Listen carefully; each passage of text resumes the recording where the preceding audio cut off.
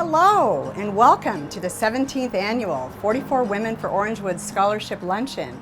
I'm Vande, and this is Mrunal Shah, and we are the co-chairs for this year's event. We are so happy that you are joining us today for this event. The 44 Women for Orangewood, founded by Susan Samueli, is innovating and finding new and creative ways for us to continue to show up for our Orangewood youth. Some of you are watching from home, some are hosting your office with friends, and some are enjoying the luncheon in one of our partner restaurants. We may be viewing this in different ways, but we are all here for our youth. Isn't that right, Mrunal? Absolutely, Mary. Today we're in the General William and Willie Dean Lyon Resource Center in honor of William G. Steiner, also known as the Orangewood Resource Center, or ORC for short. We're going to get a behind-the-scenes tour of the ORC. We'll meet staff and let you hear about some great updates at Orangewood Foundation. So Mary, let's go and take a look. Perfect, I'm ready. Hey Mary and Mrunal, welcome to the ORC. How can I help you today? Hi there, Frankie. What's new at the ORC? What have you guys been up to? Well, Mary, since the start of the pandemic, we've been operating outside. We've never closed our doors, so youth haven't lost any necessary services. We've been busy since.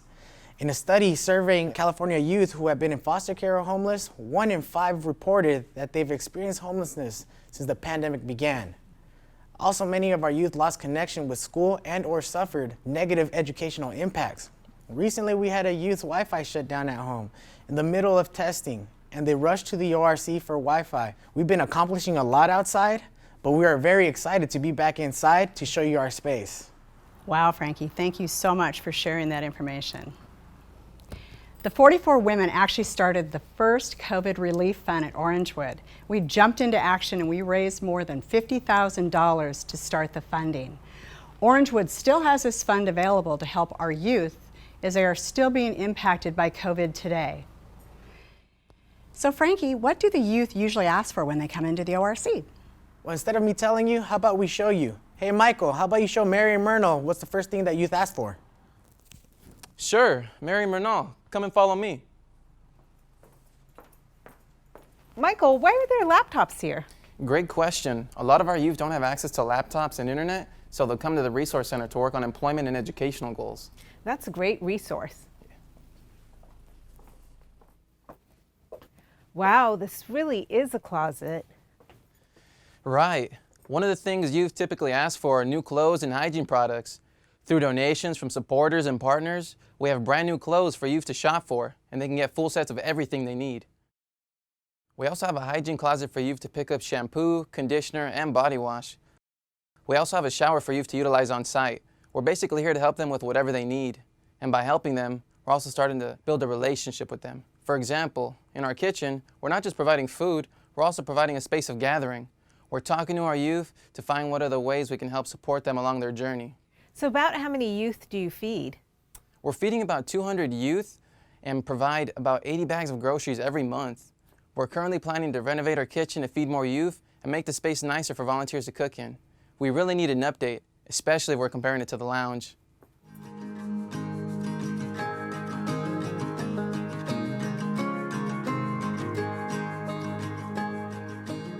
Mary, this is such a wonderful space. Oh, it's beautiful. Hi, hey ladies, how are you? Hey, Chris. Haven't nice seen to you in see a while. you. Yeah, I was just looking at the sponsorship opportunities for the luncheon. See who's we've secured already.